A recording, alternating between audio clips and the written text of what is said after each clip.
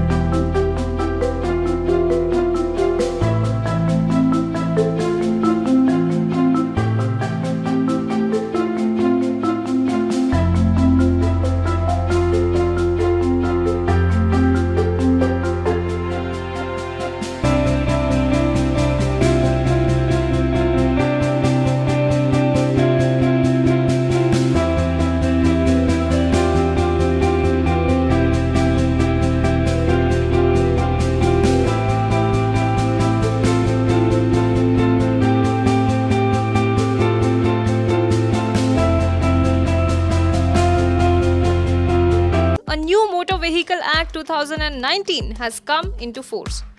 With this, traffic violations will now cost you more. The amount charged for fines has seen a sharp increase with the new act. According to the new rule, if the driver is minor, a fine of Rs 25,000 will be imposed and the driving registration of the minor will be cancelled. If you are driving a two-wheeler without a helmet, you will have to pay fine between Rs 500 to 1,500. The penalty for triple seat drive on two-wheeler has also increased. Earlier, you would have to pay Rs 100. Under this new act, you will have to pay Rs 500 if you are caught riding a triple seat. If you do not have a pollution certificate, that is the PUC, you will have to pay a fine of Rs 500 rupees. In case of driving without a driving license, you will have to pay 10 times the fine you paid earlier, that is Rs 5,000. For reckless driving, now you have to pay Rs 5,000 fine instead of Rs 1,000. The amount of fine for talking over a phone while driving is the same. For driving in the wrong direction, now you have to pay Rs 5,000 instead of Rs 1,100. The penalty, which was earlier only Rs 100 for jumping the red light, now it will cost you 100 times more, that is Rs 10,000.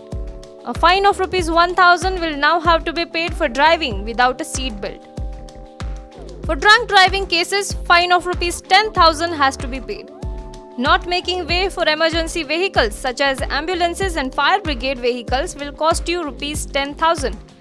Relief for renewal of driver's licenses. The period for renewal of driver's license has been extended from 1 month to 1 year after the date of expiry.